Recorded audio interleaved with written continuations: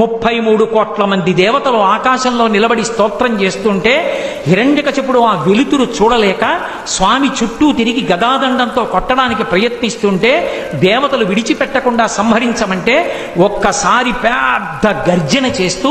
గబగబా వెళ్ళి ఆ హిరణ్యకశిపుని యొక్క డొక్కల దగ్గర పట్టుకుని పైకెత్తి కలుగులోకి పారిపోతున్నటువంటి ఎలుకని నాగుపాం పట్టుకుని పడగ పైకెత్తితే ఎలా ఉంటుందో అలా డొక్కల దగ్గర పట్టుకుని పైకెత్తి గడప దగ్గరికి తీసుకొచ్చి ఇంట్లో కాదు బయట కాదు గడప మీద పగలు కాదు రాత్రి కాదు ప్రదోషవేళ ఏ ఇతరమైనటువంటి ప్రదేశమునందు కాకుండా పంచ పైకి తీసి తొడల మీద పెట్టుకుని పంచ కట్టి ఉంటే దిక్కులుంటాయి, పంచ పైకి తీస్తే దిక్కులుండవు. పంచ పైకి తీసి తొడల మీద పెట్టుకుని ఆ ప్రాణమున్నది కాదు ప్రాణము లేనిది కాదు, జంతువు కాదు పావు కాదు, ఆయుధం కాదు వస్త్రం కాదు శస్త్రం కాదు,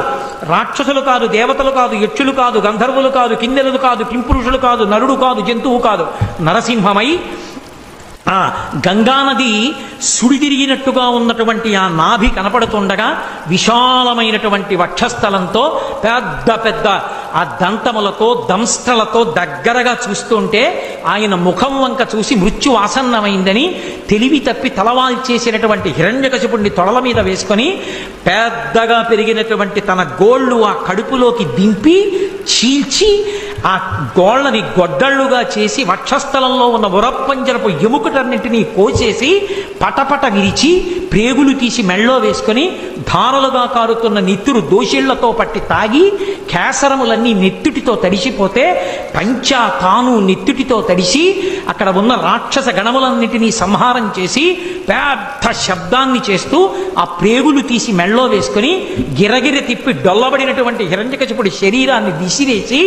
భయంకరాకృతితో నడుస్తుంటే బ్రహ్మాది దేవతలందరూ స్తోత్రం చేశారు. ఏమి నారసింహం, ఏమి అద్భుతం, ఏమి అవతారం! ఇంతమంది స్తోత్రం చేస్తే ఆయన ప్రసన్నుడు కాలేదు. అదే ఉగ్రభావనతో ఊగిపోతున్నాడు ఆయన.